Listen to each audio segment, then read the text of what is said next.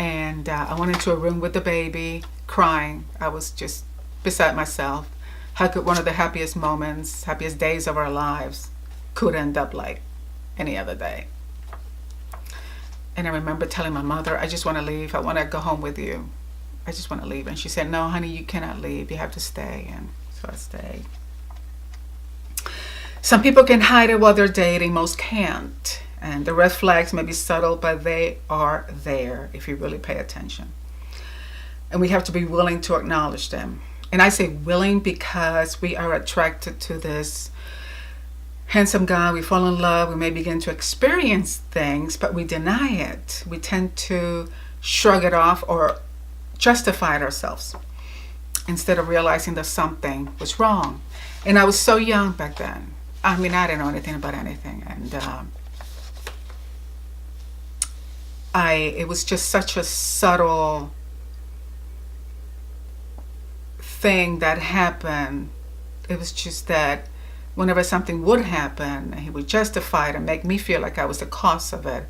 You know, he would make me think, well, maybe I was the cause of it, and maybe I just need to be different, act different. If you find yourself constantly having to explain where you are or what you have done, you can tell he is extremely suspicious, even though you have given no reason. You know, he whispers things that are awful, but in a way that only you can hear. Gaslighting is so harmful because it promotes anxiety, depression, and with enough frequency in our lives, it can sometimes trigger nervous breakdowns. And I wanted to share this, even though it happened a long time ago, because it really did leave me with some wounds and scars. And it took a lot of working through it and a lot of getting to where I felt somewhat healthy enough for a relationship, but not completely. And I eventually divorced him. And actually, I re-enlisted. I did my 4 years. And when I was stationed in Charleston, South Carolina, I re-enlisted for orders for advanced schooling, anti-submarine warfare, communications, and orders to Bermuda. At that point, our son was a year old. I knew my marriage was going to end. It was just inevitable. And I didn't want to find myself without a job, with a 1-year-old, having to move back with my mother. So re-enlisting for orders to Bermuda was a very calculated decision. And I picked Bermuda because it was the only location that was outside of the U.S. continent where there was an ocean in between. Because when things got really, really bad and everything just blew up, he was at that point a civilian. I was able to terminate his sponsorship as a civilian, and he was forced to leave the island. Had he been able to stay or somehow have access to me, he would have killed me. No doubt in my mind. And I remember a couple of years after we divorced, at this point he had a girlfriend, and I was stationed in Pensacola, Florida, and he was up in Georgia. And we would sometimes meet halfway to either pick up my son, bring him back with me, or drop him off so he would spend time with his father. And at one point we exchanged, and as our son was getting in the car with his then girlfriend, he turned around, and I thought he was just going to say a last minute something, whatever. And his comment to me was, "You're nothing but trash, and no decent man is ever going to love you." And that was, it was a very, very bad seed that took a long time for me to get out of my head. Eventually, I did meet a wonderful, decent man, and I married him, and our marriage lasted for almost 30 years. Unfortunately, it ended, but that is another story. And maybe another video, maybe not. I may have to wait another 30 years. A few things to look for, even though every situation can be different. You constantly second guess yourself. You ask yourself, am I too sensitive? Multiple times a day. You often feel confused and even crazy. You're always apologizing to your partner. You can't understand why, with so many apparently good things in your life, you are not happy. You frequently make excuses for your partner's behavior to friends and family.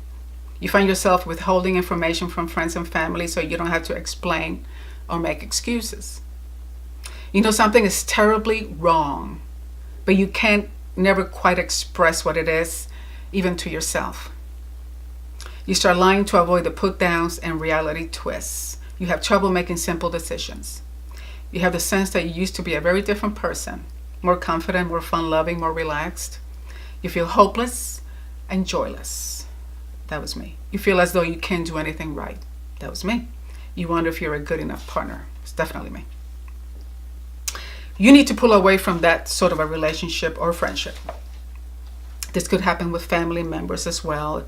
It is very toxic, and it will only become more and more abusive. You will question if you are the one imagining things, if you are the one in the wrong. A relationship is never going to be perfect. Neither party should feel harassed or tormented or fearful or trapped or suffocated or humiliated or controlled. You know, it should be healthy where both enjoy a sense of safety and peace and openness and ease, not striving or fearing doing something that is going to trigger anger on the other person. And I tell this to my daughter all the time. You know, I don't care how cute and hot he is. You need to be willing to acknowledge the red flags because they only get worse. I always say we have but this one life. And our emotional health and our physical well-being and happiness is too important. And we should never compromise it for the sake of staying in a toxic relationship. No one is worth that much. Let me read you something else that I found online. And this is more about the narcissistic personality, which is the base or the foundation of someone who may engage in gaslighting. And I have my laptop right here. The narcissist is never, ever wrong. And he likes to present proof that he is correct. The narcissist cannot accept responsibility for making a mistake, and he is expert at diverting the blame to others. It's not my fault. I lost a promotion because my team let me down. You were acting so stupid, you made me hit you. If you weren't so cold, I would not have had the affair. A narcissist will never admit even horrendous mistakes, and when confronted, he will deflect, delay until justify. He believes he is invincible and perfect. When we look deeply into ourselves and know we have been wrong, we are able to say, I make mistakes. I made a mistake. We apologize to the hurt party and continue to have a healthy, solid sense of ourselves as positive human beings.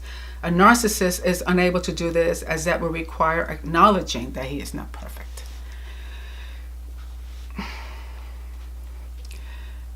Saying I am sorry is a basic human social skill that heals a heart faster than anything else.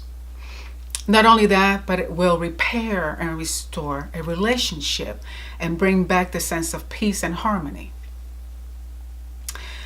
I would like to be able to say that I stepped into that terrible marriage and that awful relationship years and years and years ago, and I never did it again. But unfortunately, I did it again. And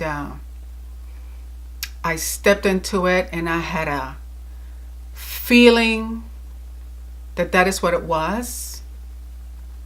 But of course, I began to, even though the red flags were beginning to raise, I began to justify that, well, no, maybe it's just my imagination. And I pulled out twice from their relationship because it was like it would be doing well, and all of a sudden I hit something, and I was like, this is really, really, really looking familiar and sounding familiar. And of course, I began to have feelings for this person. So at that point, I did not want to believe that, oh, little girl, you are getting into this all by yourself.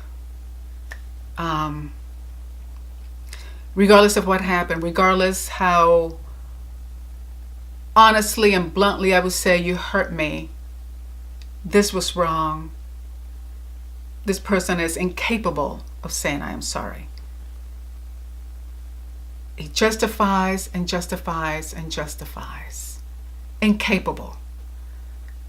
And I have learned that to a narcissist,